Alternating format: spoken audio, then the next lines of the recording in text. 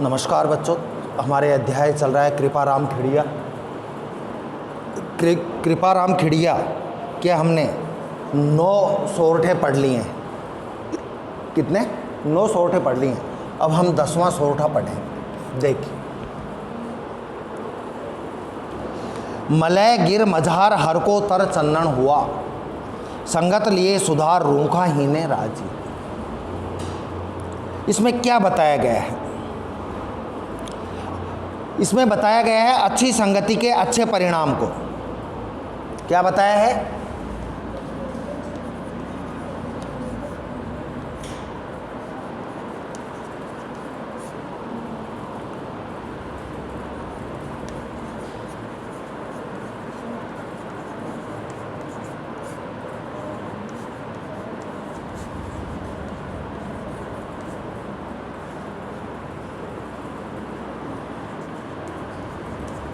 अच्छी संगति के अच्छे परिणाम को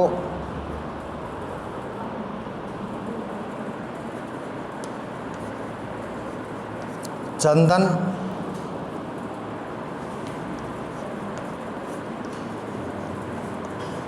तथा अन्य वृक्षों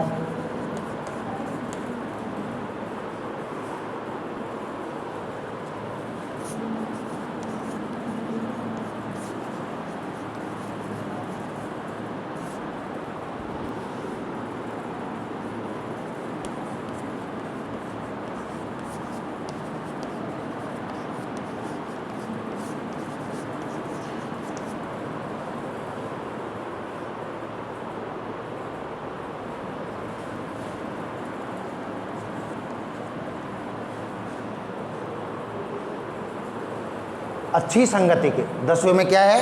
अच्छी संगति के अच्छे परिणामों को चंदन तथा अन्य वृक्षों के माध्यम से सिद्ध किया है।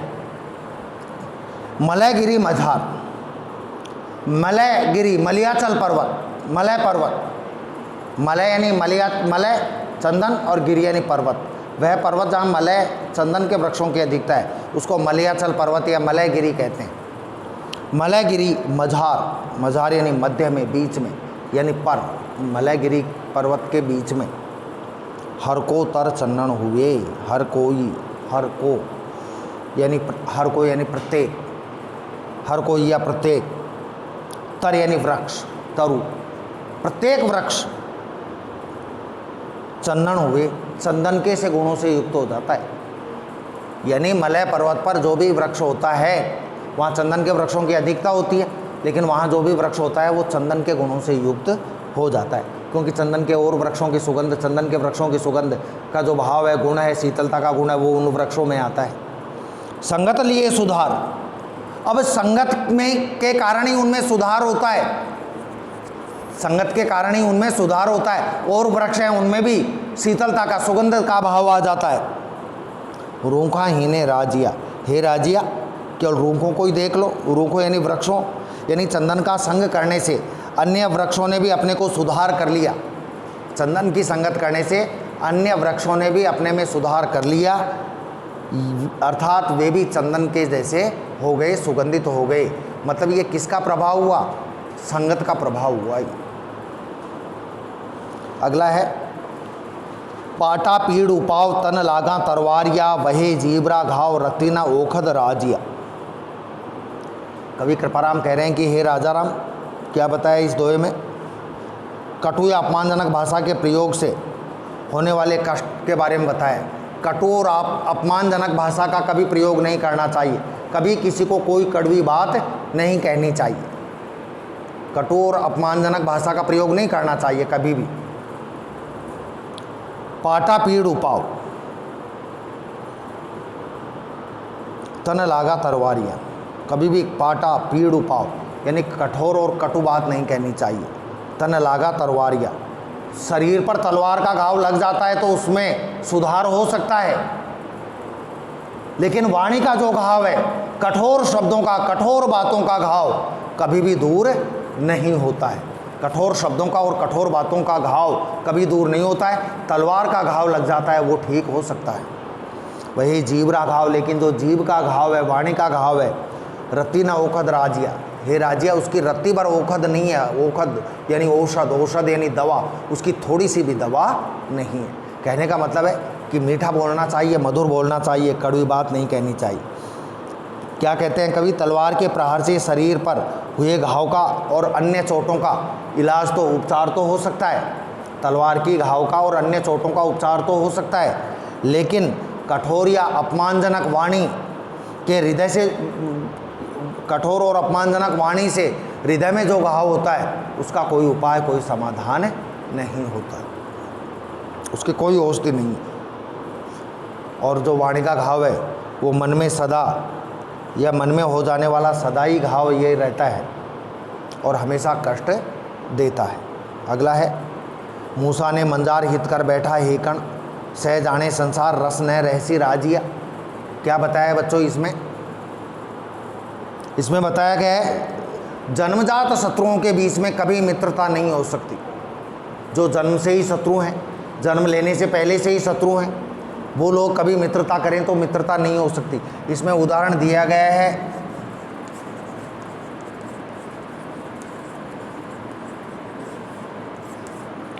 चूहे और बिल्ली का उदाहरण दिया गया है।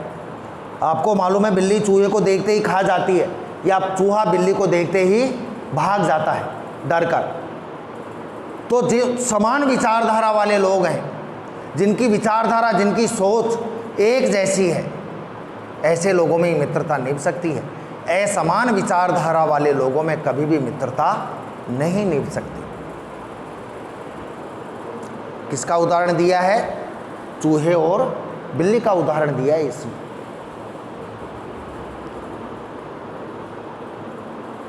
मूसा ने मंजार, मूसा यानी चूहा और मंजार यानी बिल्ली, मंजार यानी बिल्ली और मूसा यानी चूहा, हित कर बैठा हेकण, हित यानी मित्रता, कर बैठा कर बैठता है, हेकण यानी बिना सोचे समझे। अरे चूहा बिलाव से, चूहा बिल्ली से बिना सोचे समझे मित्रता कर बैठता है। वो ये सोचता है कि भाई बिल्ली बड़ी है, मेरी रक्षा करेगी, संकट में मेरी सहायता करेगी, तो चूहा बिना सोचे समझे ही बिल्ली से मित्रता कर बैठता है। सह जाने संसार, लेकिन आगे की बात को सह यानी सारा, जाने जानता है, संसार पूरा संसार जानता है, सह जाने संसार, लेकिन आगे की बात को पूरा संसार जानता है। रस न रहसी राजिया, हे राजा राम, उन दोनों की मित्रता में बिल्कुल भी रस नहीं रहता है, आनंद नहीं रहता है। मौका मिलते ही, मौका पाते ही जो बिल्ली है वो चूहे को मार देती है, खा जाती है। इनकी मित्रता में बिल्कुल भी रस नहीं रहता है। इसलिए व्यक्ति मित्रता करे तो व्यक्ति को बहुत सोच समझकर मित्रता करनी चाहिए। समझ में आ गया होगा? एक साथ देख लो इसको पूरे को। मित्रता समान स्वभाव वालों के बीच ही सफल और सुखदायिनी हुआ करती है। मित्रता समान स्वभाव वाले लोगों के बीच ही सफल और सुखदायी हुआ करती है। यदि कोई चूहा बिल्ली से मित्रता कर बैठे, यदि कोई चूहा बिल्ली से मित्रता कर बैठे तो उसका परिणाम कभी सुखदायी नहीं हो सकता है। सारा संसार इस बात को जानता है कि चूहा बिल्ली का भोजन होता है, मौका मिलते ही, अवसर पाते ही बिल्ली उसको खा जाती है। वह अपने बल पर बिल्ली से अपनी रक्षा नहीं कर सकता। मतभेद हो जाने पर, कोई भी तू मैमा हो जाए, कोई भी मतभेद हो जाए, तो बिल्ली उसे खा जाने में तनिक भी देर नहीं लगाती। समझ में आ गया? देखिए अगला।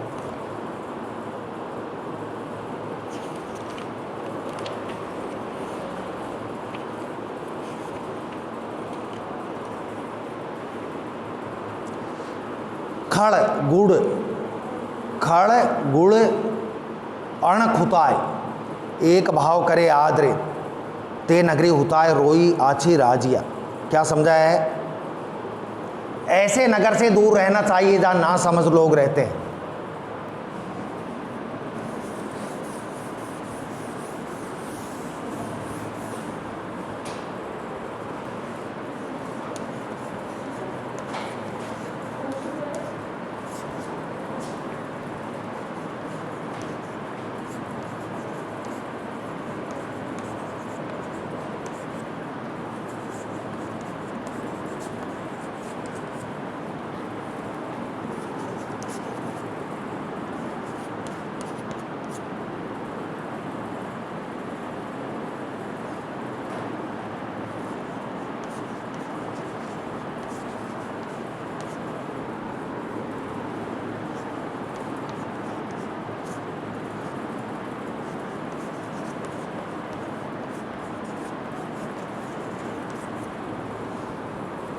ऐसे नगर से दूर रहना चाहिए जहाँ ना समझ अर्थात मूर्ख लोग रहते हैं।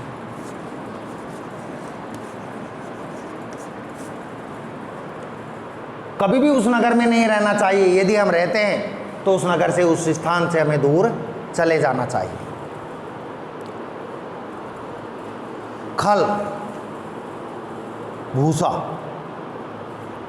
खल, जो तेलीय पदार्थ होते हैं, जो तिलहन के पदार्थ होते हैं, उनसे तेल निकालने के बाद जो भूसा बचता है, तलछट, तलछट कहते हैं।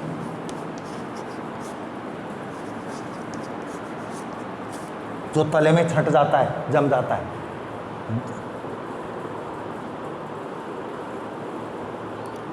खड़, पशुओं को खिलाया जाता है। गुड़, गुड़, खड़, गुड़, अन्न, खुताई और खुताई, भूसा, जो पशुओं को खिलाया जाता है। 3 चीज़ें हो गई। 4 चीज़ें। अन्न का मतलब अन्न,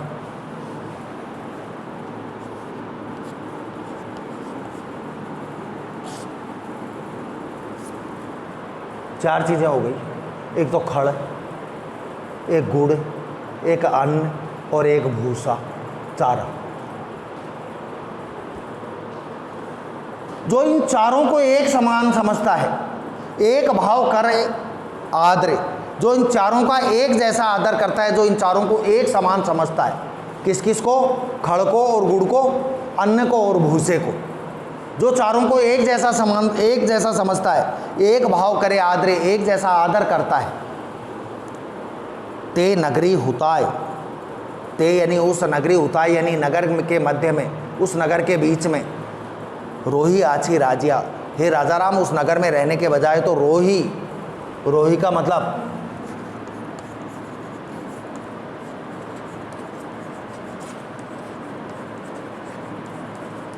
निर्जन स्थान, जहाँ कोई भी आदमी नहीं हो, निर्जन सुनसान जगह पर रहना अच्छा होता है, उस वन में रहना अच्छा होता है। कहाँ, किसके बजाय? जहाँ खड़ को, गुड़ को, अन्न को और भूसे को एक जैसा समझा जाता है। मतलब जहाँ विद्वानों का और मूर्खों में अंतर नहीं समझा जाता, जहाँ विद्वानों का सम्मान नहीं होता, सबको एक लाठी से आंका जाता है, सबको एक समान समझा जाता है, उस नगर में नहीं रहना चाहिए। उस नगर में रहने से अच्छा तो निर्जन वन में रहना ज़्यादा अच्छा होता है। ते नगरी हुताय, रोही आछी राजिया, समझ में आ गया होगा। एक और देख लीजिए, इसमें क्या बताया गया है। इसमें बताया गया है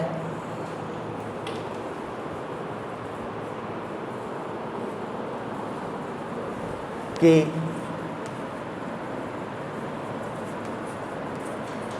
परिवार या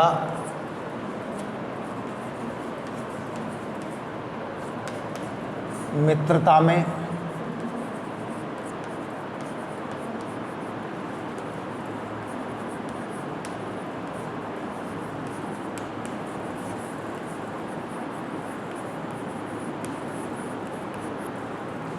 परिवार या मित्रता में दरार नहीं पड़नी चाहिए।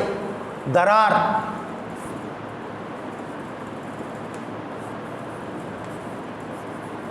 मतभेद नहीं होना चाहिए। यदि मतभेद हो तो बात करके उस मतभेद को दूर कर लेना चाहिए, क्योंकि हर समस्या का समाधान मौजूद होता है। घण घण साबल घाय, क्या बताया इसमें? घण घण यानी घन से, घन मोटा थोड़ा होता है।